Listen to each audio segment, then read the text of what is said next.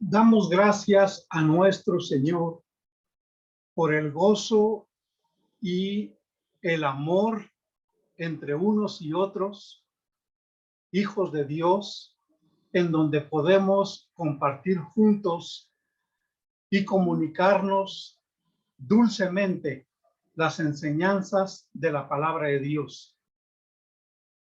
Esta vez vamos a concluir con la lección número 20 en su cuarta parte. La lección número 20 que se titula La sola escritura y que recordamos, queridos hermanos, lo que dice el apóstol Pablo en su carta a los Romanos en el capítulo 1, que dice que el justo vivirá por la fe, de principio a fin. El justo es menester que viva por la fe. ¿Y de dónde? ¿De dónde se obtiene esta fe? Bueno, el mismo apóstol Pablo en el capítulo 10 de Romanos, el versículo 17, dice que la fe viene por oír y el oír la palabra de Dios. Por eso es que con este título de la lección 20, la sola escritura, estamos indicando y estamos explicando que solamente la escritura es la palabra de Dios, la verdad revelada de Dios para la humanidad y que en ella contiene toda la norma o regla de conducta para el hombre. Gracias a Dios, pues, porque nos da esta oportunidad. Ahora, mis hermanos, dígalo con convicción. Lucas 24, 45. Señor Jesús, abre mi entendimiento para comprender la Sagrada Escritura. Dígalo con certeza. Hechos 16, 14. Dios, abre mi corazón para estar atento a tu palabra. Y vamos a decirlo con toda seguridad. Hebreos 4:2. Señor, aquí está mi fe para acompañar el mensaje de tu palabra y que tu enseñanza me sea altamente provechosa. En el nombre de Cristo Jesús, mi eterno Salvador. Amén. Les invito ahora a que leamos en el libro de los Hebreos, capítulo 4, versículo 12. Un texto que no debe pasar desapercibido, no solamente porque haya concluido ya el mes de la Biblia, sino tenerlo presente en toda nuestra vida como cristianos de lo que es la palabra de Dios.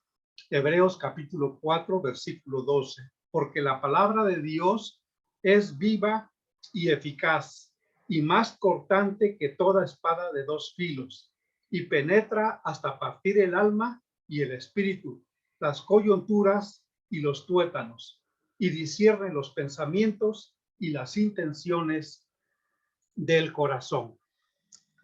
Gracias a Dios por este texto y por toda la palabra que el Señor nos ha dejado. Hermanos, ciertamente dentro de lo que es el lema de la sola escritura, tenemos que abordar algunas preguntas que dan inquietud en nuestra vida durante el desarrollo de nuestra vida cristiana. ¿Por qué hay tantas Biblias? ¿Por qué existen comparaciones entre una y otra Biblia? Y hay hermanos que, afectados en la debilidad de su fe, se atreven a decir que tal o cual versión de la Biblia es diabólica, es satánica. Nada más incierto, nada más muestra de la ignorancia, hermanos, y lo decimos con cariño, lo decimos con amor hacia nuestros hermanos, porque antes de publicar alguna aseveración como la que hemos mencionado, o decir que determinada versión de la Biblia está llena de errores, antes de hacerlo así, es necesario que podamos investigar porque es parte también de la vida cristiana el poder investigar y luego analizar y luego sintetizar y de alguna forma ahí ya es cuando podemos nosotros atrevernos o animarnos a publicar ciertas cosas. Pero hermanos, ustedes saben que, como dice el dicho, ya no hay nada nuevo bajo el sol, en el sentido a que todo lo que ustedes quieran leer, investigar acerca de las versiones de la Biblia y acerca del por qué las variantes que hay entre cada Biblia, lo pueden encontrar en muchas páginas. Algunas son muy sesudas, diríamos, que a los que escribieron les llevó a estudios muy profundos de lingüística. Pero nosotros, simples mortales, hermanos, los que caminamos con los pies en la tierra, pues también nos hacemos las preguntas. Y ya que mencionamos en nuestra parte 3 de la lección 20, cuando Casiodoro de Reina en 1569 publicó la Biblia del oso, usando en la portada un oso que está tratando de alcanzar la miel, me parece que así viene la figura. Lo hizo debido a que la Inquisición perseguía a los autores y quemaba los libros de ellos por cualquier señal de lo que ellos llamaban herejías. Entonces, Casiodoro, un hombre que invirtió 12 años de arduo trabajo, de enfermedades, de penalidades, de robos inclusive, y perseguido además por la Inquisición, y agregando a eso, mis hermanos, pues el modo de vida, la poca calidad de la iluminación que había, tenían que aprovechar en gran parte la luz del día porque en la noche se alumbraban de pequeñísimos candiles o lamparitas, o teas, diríamos, el fuego en donde algunas mechas como combustible servían para mantener un poco la iluminación. Bueno, así hizo en 12 años Casiodoro de Reina lo que conocemos como la versión del oso, la Biblia del oso. Pero mis hermanos, justo es decir que en esos años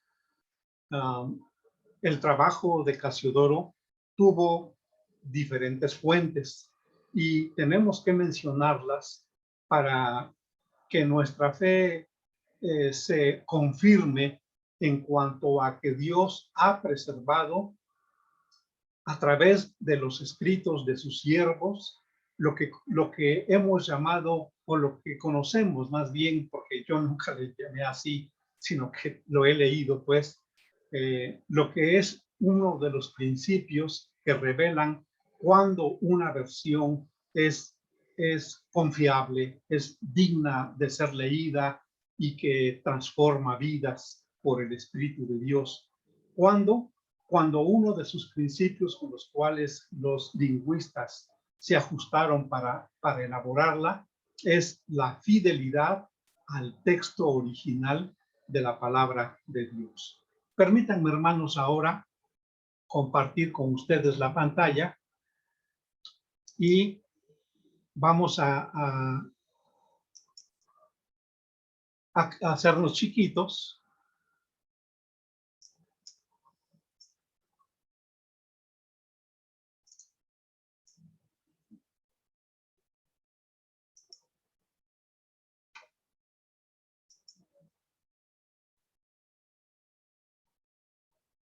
Y ahora un poquito grandes. Creo que ahí estamos bien. Entonces,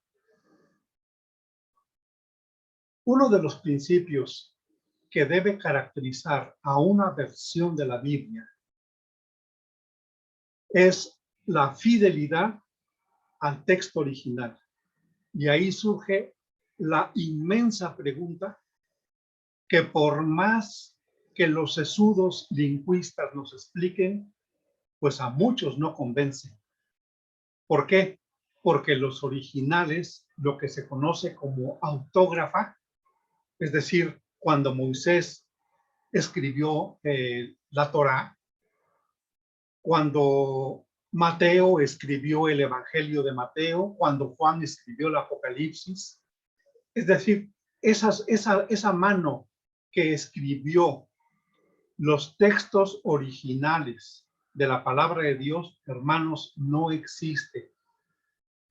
Y hay infinidad de explicaciones de por qué no existen, entre ellas, pues, inevitablemente el paso del tiempo que va destruyendo los materiales en los cuales fue escrita la palabra de Dios. Al no existir los originales, ¿a qué se refieren los lingüistas cuando nos dicen que uno de los principios que debemos observar o que se deben observar para hacer que una versión de la Biblia sea confiable para la lectura, cuando dicen la fidelidad al texto original, se están refiriendo, hermanos, más que nada a los códices, los manuscritos, los pergaminos, todo lo que está escrito de la Sagrada Escritura en trozos, en pequeños recortes, a veces libros completos, y que se encuentran a través de la historia en distintos lugares, pero que fueron suscitándose a partir del año 150, es decir, apenas unos 50 años después de la muerte del apóstol Juan. Pero los padres de la iglesia, los teólogos patrísticos, empezaron a escribir las palabras que ellos habían dejado y empezaron a circular las cartas del apóstol Pablo, que él las escribió junto con sus colaboradores, que fueron sus amanuenses, y los evangelios, los 4 evangelios, empezaron a circular en aquellas naciones en donde no se conocía nada de la palabra de Dios transmitida oralmente, sino que ahora tenía la oportunidad de ellos de leer. Pero ¿qué podían leer? Bueno, las copias de aquellos textos que escribió, por ejemplo, el apóstol Pablo, o que fueron escritos de los libros del Antiguo Testamento, copias. Casiodoro de Reina, quien en 1569 publicó la Biblia del Oso, él, después de esos años 150 y de ahí en adelante, hasta llegar a la época de la Reforma, ellos también tuvieron fuentes. Ciertamente, hermanos, existen miles y miles de hojas sueltas o de trozos de piel o de códices, de pergaminos, de los materiales en donde se escribieron los textos de la palabra de Dios. Están guardados en bibliotecas, están en lugares muy importantes, tanto de Inglaterra como de Egipto, como de Jerusalén, y ahí se acude para poder consultarlos y poder hacer las versiones de la Biblia. Entonces, hermanos, ¿qué podemos decir en cuanto a las fuentes que tuvo a su alcance Casiodoro de Reina para hacer la Biblia que se conoce como la Biblia del Oso y que hasta nuestras fechas, pues es la Biblia que ha tenido muchas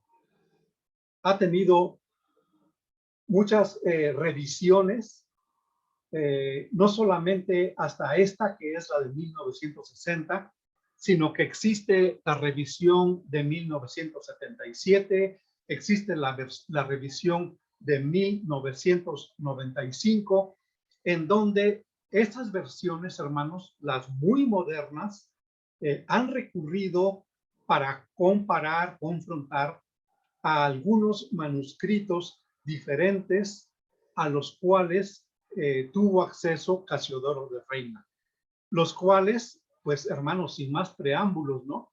Sí, vamos a ver cuáles fueron los de Casiodoro de Reina.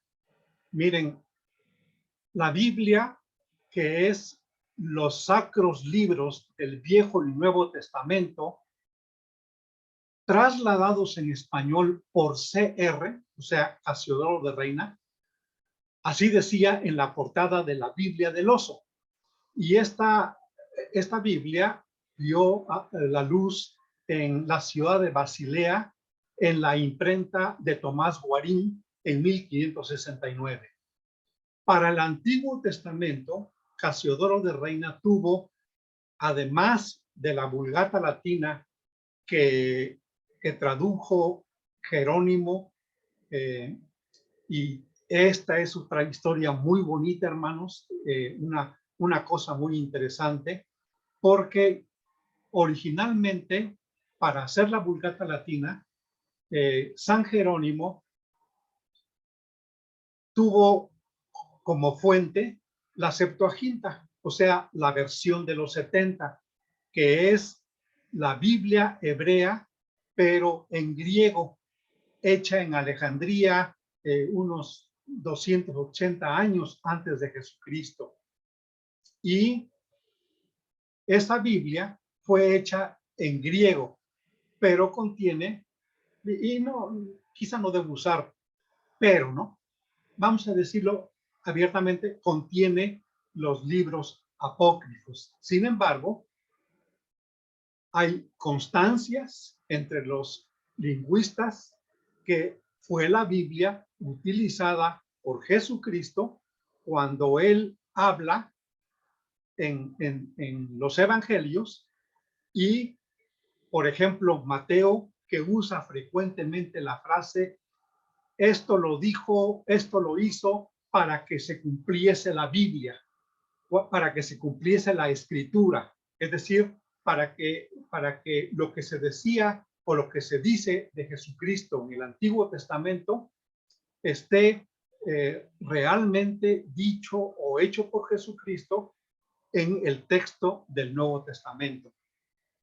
Entonces, San Jerónimo tuvo la versión de los 70.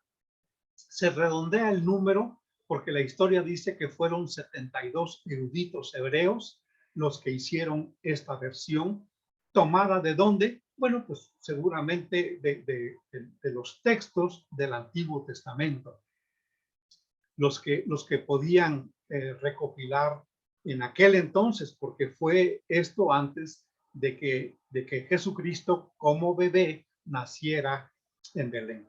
Muy bien, entonces la Vulgata Latina la tuvo a su alcance Casiodoro de Reina. Y también tuvo, solamente estoy diciendo las que tienen color azul, también tuvo la Biblia de Ferrara. Esta Biblia solamente es el Antiguo Testamento, porque fue hecha por judíos precisamente en el territorio de Ferrara, allá en Italia,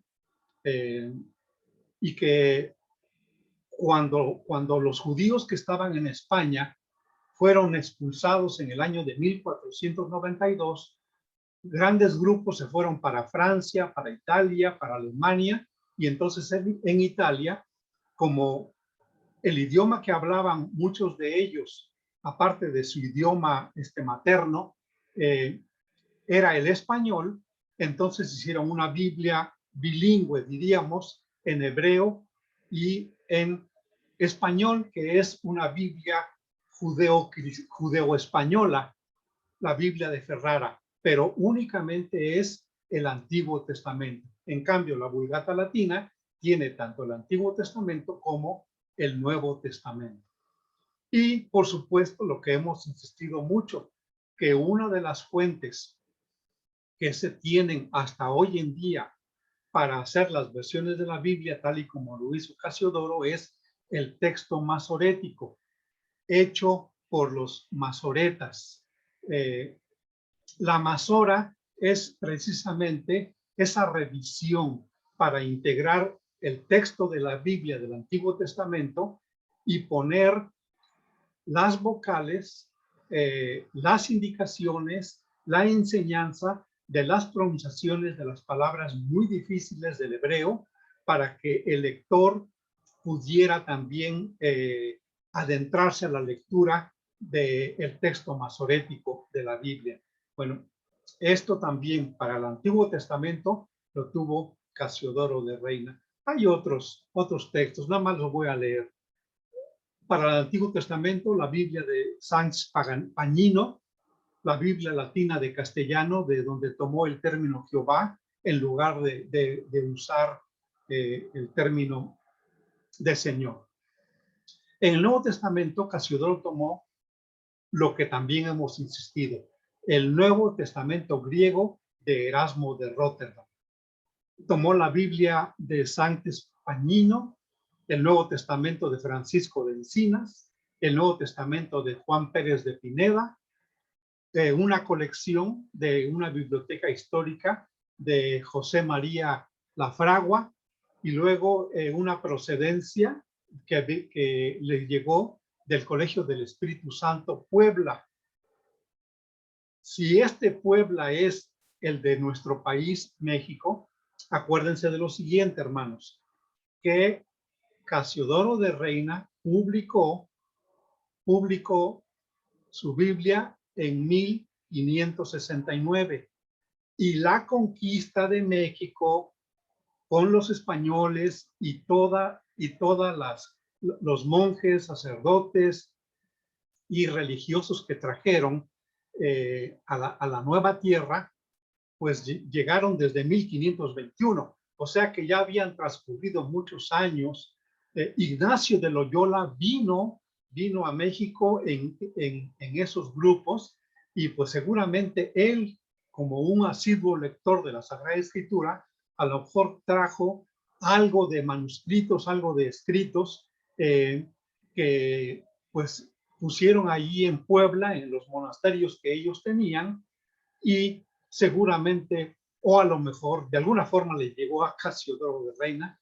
El caso es que dice que para el Nuevo Testamento también tuvo un manuscrito procedente del Colegio del Espíritu Santo de Puebla y traído por españoles con toda seguridad.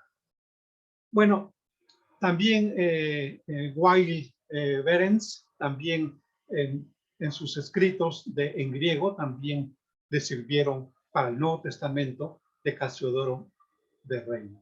Hermanos, esto que decimos nosotros de manera así literal y muy a la carrera, hermanos, de veras, cada cosa, cada manuscrito de estos tiene su historia y además tienen sus propias fuentes que tomaron ellos de manuscritos más remotos. Por eso es que hoy en día podemos hablar claramente de las versiones que tienen su base y todo su trasfondo original en los textos bizantinos.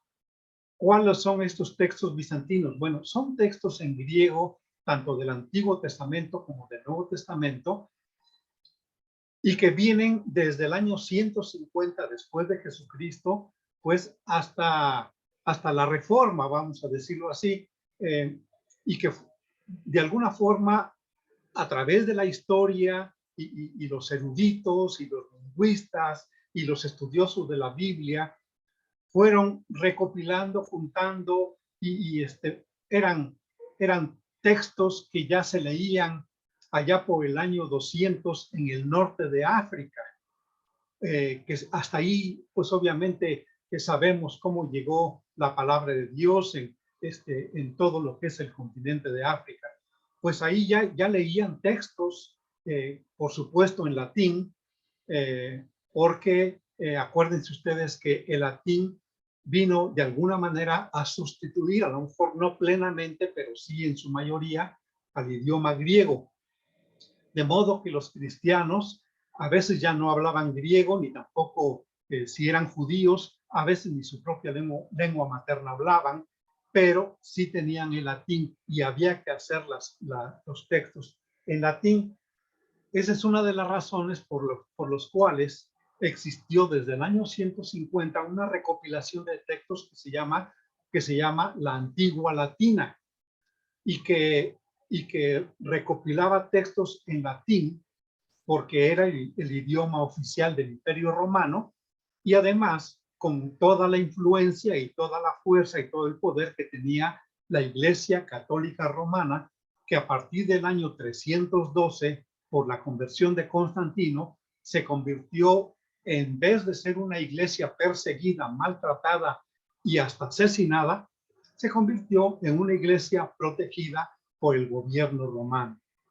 Bueno, todo esto, mis hermanos, hizo posible que la Vulgata Latina también tuviera una gran aceptación, no al principio, pero posteriormente tuvo una gran aceptación, de tal forma que la Iglesia Católica Romana Papal la tomó como la Biblia oficial, la escritura oficial.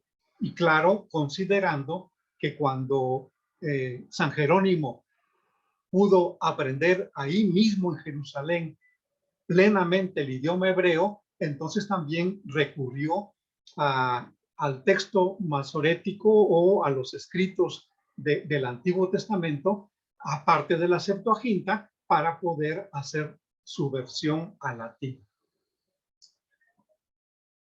Esto es lo que tuvo a su alcance Casiodoro de Reina. Vamos ahora, hermanos, a recordar que estamos en la cuarta parte de la lección número 20, que se titula La sola escritura. Entonces, la Vulgata Latina, que fue hecha más o menos en el año de 382 después de Cristo, por Jerónimo, por San Jerónimo. Luego la Biblia de Ferrara, que fue hecha por la Vulgata Latina tiene Antiguo y Nuevo Testamento. La Biblia de Ferrara únicamente es el Antiguo Testamento porque fue hecha por judíos, fue hecha bilingüe, diríamos, judeo-español. Y el texto masorético que se escribió a Casiodoro de Reina. Luego, para el Nuevo Testamento, la influencia fuerte que recibió Casiodoro de Reina fue el Nuevo Testamento griego de Erasmo de Rotterdam, publicado en 1516, ojo hermanos, llamado Textus Receptus hasta 1624. Y ya habían pasado muchas revisiones. Es más, por supuesto que ya Erasmo no vivía, y cuando, pues obviamente no vivía Martín Lutero, no vivía ya Juan Calvino, cuando en 1624 un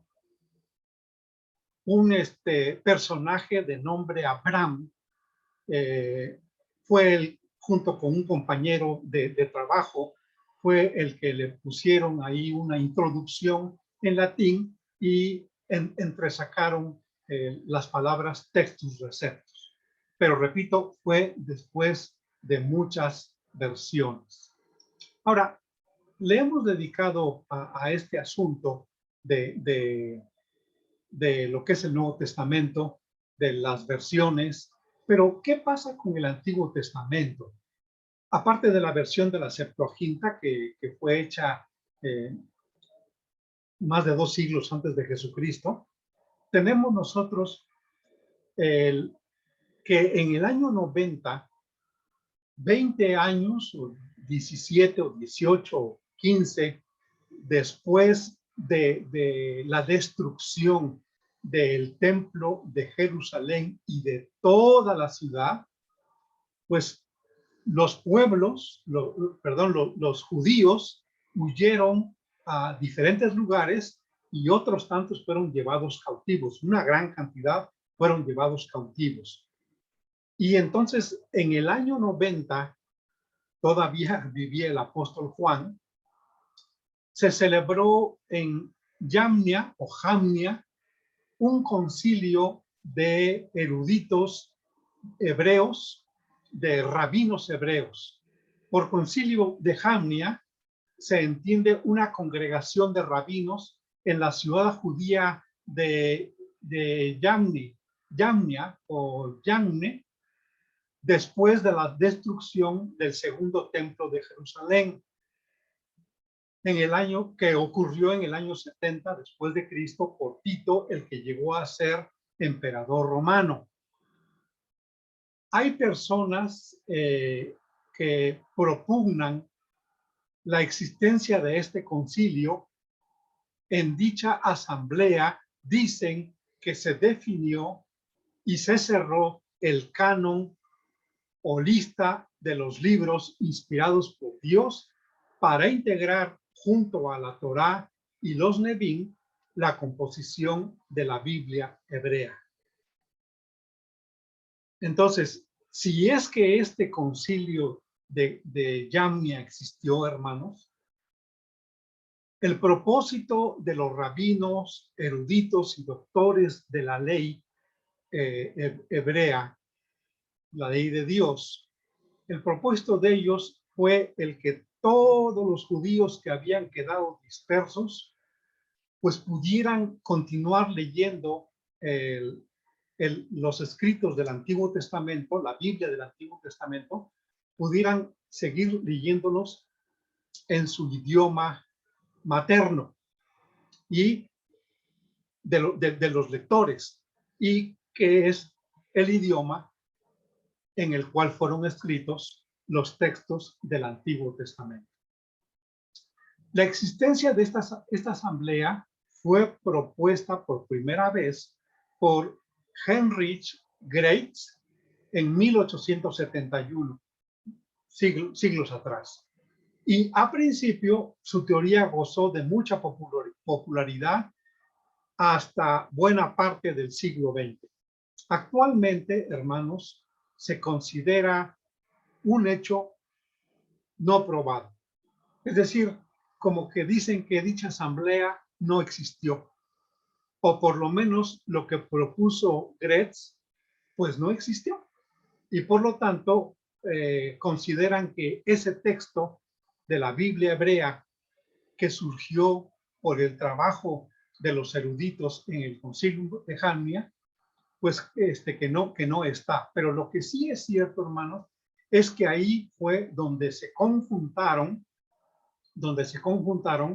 las tres secciones que contiene la Biblia hebrea, que es la Torá, que significa ley o instrucción, los Nevi'im, porque la palabra Nevi significa profeta, entonces los Nevi'im, que son los libros profetas, y luego los Ketuvim, que son los otros escritos, es decir, los diferentes libros que conforman el número de 24, porque los hebreos solamente tienen en su Biblia 24 libros. ¿Y cómo es, hermanos, que estos 24 libros equivalen a los 39 que nosotros tenemos en la Biblia Reina Valera, por ejemplo? ¿Cómo es que equivalen a los 39 libros que nosotros tenemos en el Antiguo Testamento de nuestra Biblia? ¿Cómo es? Pues eso es lo que me propongo, el que podamos conocer y si es necesario también sumar. La Torá, pues ni se las escribo, hermanos, porque la Torá es lo que nosotros sabemos de que es el Pentateuco. El Pentateuco, así nombrado en la Septuaginta, la Biblia del Antiguo Testamento, en griego, que corresponde al hebreo. Entonces, son la Torá, equivale al Pentateuco, y que son los libros de Génesis, Éxodo, Números, Génesis, Éxodo, Levítico, Números y Deuteronomio. Eso no tiene ni vuelta de hoja. Nuestros niños de las primeras enseñanzas de la palabra de Dios, se los enseñamos estos nombres y les pedimos que los aprendan de memoria. Bueno, pero entonces los Nevi'im son 7 libros y luego un libro octavo que tiene 12 libros. Acuérdense que dijimos que la palabra Neví significa profeta, y Nevim son los profetas. Entonces, repito, tal y como lo tenemos aquí en pantalla, hermanos, los Nevim son 7 libros que tenemos nosotros también en nuestra Biblia del Antiguo Testamento, y un 8º libro que está integrado por 12 libros que también nosotros tenemos en el Antiguo Testamento. Son entonces el libro de Josué, el libro de Jueces, el libro de Samuel en 2 partes para nosotros, el libro de Reyes en 2 partes para nosotros, Isaías, Jeremías y Ezequiel. Estos son libros solos. Llamamos libros, hermanos, porque son un solo rollo, pero es un solo rollo que es muy grande, que miden hasta 14 metros de longitud. Y estos 7 libros, que son también los tenemos en nuestra Biblia, lo repito: Josué, Jueces, Samuel, que nosotros lo tenemos en 1 de Samuel y 2 de Samuel, Reyes, que nosotros lo tenemos en 1 de Reyes, 2 de Reyes, Isaías, Jeremías y Ezequiel. ¿Por qué, hermanos, Josué, Jueces, Samuel y Reyes son libros proféticos? Ya lo dijimos un par de veces, pero lo vamos a repetir.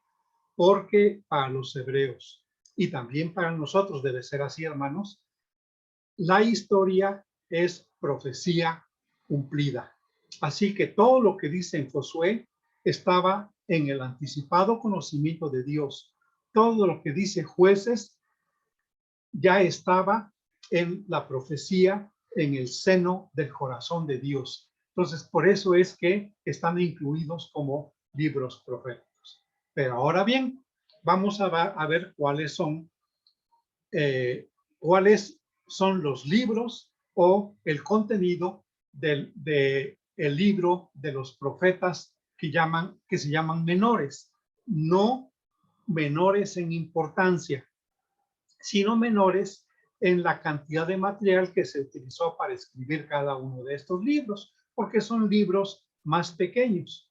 Y así tenemos el libro de Oseas, Joel, Amós, Abdías, Jonás, Miqueas, Nahum, Habacuc, Sofonías, Ageo, Zacarías, Malaquías. Estos son 12 profetas que hasta hoy en día mencionamos como profetas menores, pero tengan cuidado, hermanos. Cada vez que digan profetas menores, hagan la aclaración que no se refiere a la importancia de la profecía contenida en ellos, de ninguna manera, sino que se refiere a el poco material que se utilizó para escribir cada uno de estos libros y que entonces se conjuntó en un solo libro, que es el número 8 de los Nevim o los profetas. Entonces ya llevamos 13 libros, ¿no? 5 de la Torá y 8 de los Nevim. Pasamos ahora a los Ketuvim. Los Ketuvim son los otros escritos. Y los libros que tenemos, los rollos que tenemos en los Ketuvim es el libro de los Salmos, Proverbios, Job, Cantar de los Cantares, Ruth, Lamentaciones, Eclesiastés, Esther, Daniel, Esdras, Nehemías, que son en un solo rollo, y el libro de Crónicas en el primer libro de Crónicas y segundo libro de Crónicas. Ellos, hermanos, los hebreos, lo que nosotros conocemos como alfabeto o abecedario, para ellos es el alefato. Alefato, ¿por qué? Porque su primera letra es la letra Aleph y la segunda letra es la letra Bet. Entonces ellos tienen un solo libro que llaman Crónicas, pero la parte primera es Aleph y la parte segunda es Bet. A lo mejor algunos hermanos, por eso cuando los oímos predicar y decir citas de Samuel, de Reyes y de Crónicas, a lo mejor por esa razón dicen Primera de Samuel, Segunda de Samuel, Primera de Reyes, Segunda de Reyes, Primera de Crónicas, Segunda de Crónicas, porque a lo mejor están siendo referencia a las letras, pero estas letras son del alefato hebreo, Aleph y Bet, y es la manera como en la Biblia hebrea viene el libro de Samuel. Samuel Aleph y Samuel Bet. Reyes Aleph, Reyes Bet. Bueno, en hebreo, hermanos, no, en hebreo no es Reyes, ¿eh? Y Crónicas Aleph y Crónicas Bet. Pero no, eso no da razón para que nuestros hermanos, cuando predican, dicen Primera de Samuel, Segunda de Samuel. No, no, son libros y son rollos o son pergaminos, son códices, como existan, hermanos, pero son de género masculino, diríamos. Entonces hay que referirnos a ellos como el primer libro de Samuel, el segundo libro de Samuel, el primer libro de Reyes, el segundo libro de Reyes, el primer libro de Crónicas y el segundo libro de Crónicas. Muy bien, aquí tenemos 11 rollos, 11 libros. Entonces habíamos dicho que eran 5 de la Torá y 8 de los Nevim, 5 y 8, 13, y 11 de los Ketubim son 24 libros. Pero si ustedes cuentan todos los que están conjuntados o mezclados, por ejemplo, Esdras, Nehemías, que son 2 libros para nosotros, Reyes, Crónicas, Samuel, que son 2 libros para nosotros, y luego estos 12 libros que ellos tienen en un solo libro, en un solo rollo, entonces para nosotros son 12, si ustedes los cuentan, son exactamente 39 libros, tal y como están las versiones modernas y la versión no tan moderna como la Reina Valera que tenemos de nuestro uso cotidiano. Bueno, hermanos, entonces ya dijimos, hermanos, que Casiodoro de Reina y el concilio, en el concilio de Jamnia, se quedó, vamos a decirlo, como reconocimiento, se quedó establecido el canon que debía ser incluido en el Antiguo Testamento. Hay hermanos que creen, y también nosotros lo creemos, que los hombres no tuvieron nada que ver con la integración del canon del Antiguo y del Nuevo Testamento. ¿Por qué? Porque los hombres discuten mucho unos con otros y somos imperfectos y cometemos muchos errores y decimos muchas barbaridades, etcétera, etcétera. Hermanos, no nos olvidemos que somos el cuerpo de Cristo.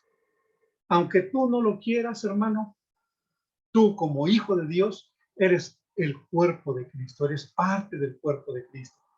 Y si la cabeza es Cristo, hermanos, ciertamente nosotros, no el cuerpo de Cristo, nosotros somos los imperfectos, pero Dios pone el querer como el hacer. Dios tiene su dirección por el Espíritu Santo. Mira, hermano, si las hojas de los árboles no se mueven si no es por la voluntad de Dios, si la lluvia que es derramada sobre la tierra no cae si no es por la voluntad de Dios, si todas las catástrofes que está originando la lluvia en estos días en algunos estados de nuestro país no es por la voluntad de Dios, no es por el poder de Dios, hermanos, ¿qué acaso nada más recibiremos lo bueno y lo malo de Dios no lo recibiremos? Le llamo malo porque eso está en nuestra mente, pero Dios tiene un propósito, todos sus propósitos son en amor para la humanidad, todos sus propósitos son perfectos porque Dios es perfecto.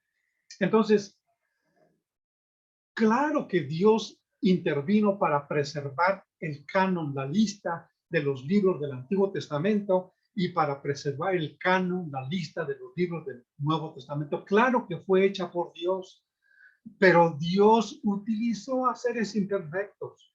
Dios utilizó a los hombres. Es como si dijeras que Dios escribió con su propio dedo todo el Antiguo Testamento o todo el Pentateuco. No, eso, en la gran mayoría de esa parte de los libros, la escribió Moisés. Y seguramente, pues la muerte de Moisés no la escribió él mismo, pero quizá Josué escribió la muerte de Moisés. Entonces, no rasguemos las vestiduras. Si nosotros afirmamos que la iglesia, el cuerpo de Cristo, es quien integró los textos que debían, los libros o los manuscritos que debían estar en el canon del Antiguo Testamento y el canon del Nuevo Testamento, no estamos desechando en ningún momento la dirección de Dios y la guía del Espíritu Santo y Dios hablando en cada corazón y hacerles sentir el peso de su presencia para guiarnos, para ser conducidos, para hacer las cosas que Dios le agrada. Porque de lo contrario, hermanos, tendríamos que decir que efectivamente cada vez que yo predico, es Dios el que está hablando en mi boca, es la palabra de Dios, es la voz de Dios la que deben oír. Hermanos, somos instrumentos utilizados por Dios y Él nos da esa gracia, Él nos ayuda, Él le dio el don a los hermanos para poder integrar o para integrar el canon del Antiguo y del Nuevo Testamento. Creo que ahí, hermanos, vamos a dejarlo. Solo vamos a mencionar que existe, hermanos,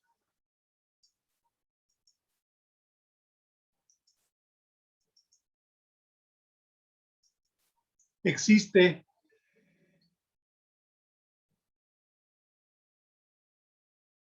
vamos a hacernos aquí un poco grandes para dejar de compartir. Sí. Existen otras versiones de la Biblia, aparte de los que hemos crecido, ¿no, hermanos? Los que hemos crecido con Reina Valera. Y otros hermanos han crecido con la Biblia de Jerusalén, otros más han crecido con la Biblia King James en Estados Unidos, otros más con la Biblia francesa, con la Biblia inglesa, es decir, todos los cristianos en el mundo hemos crecido con esta Biblia. Pero de hace unas décadas hasta nuestros días, hay lingüistas, hermanos, que han preferido no despreciar, no ignorar el códice bizantino, que es que son las fuentes, es decir, toda la gran aglomeración o más bien toda la integración de todos los textos escritos desde el año 150 hasta la Reforma, que correspondan al griego, que correspondan al códice bizantino, de donde se sacaron las versiones que hasta hoy tenemos y que son manuscritos, pergaminos, rollos, cueros que existen y que fueron escritos en griego, pero que ya desde el año 150 empezaron a integrarse por la necesidad misma, hermanos, de que otros pueblos, otras naciones conocieran la palabra de Dios y había que escribirles o llevarles copia de las cartas de Pablo, llevarles copia de los evangelios y así de los escritos de Juan. Entonces todo eso a través de los siglos se fue conjuntando y llegaron a ser lo que se conoce como códice bizantino, que son familias, hermanos, o más bien es una familia de muchos textos. Pero hay otras familias, hermanos. El Códice Alejandrino, el Códice del Vaticano, el Códice Sinaítico, y los traductores de unas décadas para acá han preferido consultar al Códice Sinaítico que está precisamente en Jerusalén, en la Universidad de Jerusalén, y al Códice de Vaticano, que está precisamente en la biblioteca del Vaticano en Roma. Han preferido consultarlos porque son más antiguos que los códices de la familia bizantina. Ustedes saben, hermanos, cuando nos remontamos río arriba, si nos esforzamos, vamos a llegar a las fuentes de de ese río. Y las fuentes son más claras, más limpias, más higiénicas que el lugar donde desemboca el río, que va a estar lleno de suciedades. Ahora, esto no quiere decir que sea la palabra, eso es una figura. Es una figura que entre más se acercan los lingüistas a los textos más antiguos, que son copias de las copias muy, muy antiguas, entonces, hermanos, seguramente más cercanos estarán de las fuentes del río de la palabra de Dios. Y estos textos, estos códices, el sinaítico y el vaticano, datan del siglo IV antes de Jesucristo. Y el códice de la familia bizantina data del siglo X después de Jesucristo. No sé si dije antes de Jesucristo primero, pero no. Siglo IV después de Jesucristo. Códice sinaítico y códice del Vaticano. Después de Jesucristo, siglo X, el códice de la familia bizantina, de donde están hechas o tomadas como fuente para las versiones como Reina Valera que nosotros leemos. Bueno, entonces, la nueva versión internacional, que tengo que mencionarlo, hermanos, la nueva versión internacional tiene como fuentes para la traducción al códice sinaítico y al códice alejandrino. ¿Cuál es la virtud de consultar estos códices, que son más antiguos que el códice bizantino? Y son seis siglos de antigüedad. Entonces son más remotos. Y entre más remoto o más a la antigüedad nos vayamos, estaremos más cerca de las fuentes de la autógrafa. Es decir, de lo que fue en el sabio pensamiento de Dios, aquellos manuscritos, libros, códices que se escribieron, o a lo mejor hasta en algunas piedras que se escribieron originalmente de la Sagrada Escritura. Mientras tanto, no podemos jactarnos y decir que nuestra versión, cualquiera que se llame, está más cerca de los originales que otras. No, no podemos jactarnos. ¿A quién le consta? ¿Quién puede decir a ciencia cierta? Hermanos, lo que tenemos que decir, ciertamente, es que apreciamos en mucho el trabajo de nuestro hermano Luciano Jaramillo, que en paz descanse. Él está con el Señor, el doctor Luciano Jaramillo, un biblista muy reconocido que nació en Colombia y que primero fue sacerdote, cura, ofició como tal, pero después se convirtió a la fe de Jesucristo, y él coordinó la labor de 20 biblistas que juntos trabajaron para poder llevar a cabo la nueva versión internacional.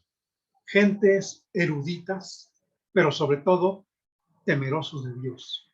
Un corazón para Cristo, un corazón para la iglesia, y el deseo de ellos fue hacer llegar a nuestra iglesia en nuestros días una versión con un lenguaje hermoso, con un lenguaje elegante, no con un lenguaje vulgar, como hay ciertas versiones que no queremos ni mencionar, con un lenguaje transparente, pero llano, es decir, común, cotidiano, del que usted y yo platicamos cuando estamos con los amigos o cuando estamos en el trabajo o en la escuela.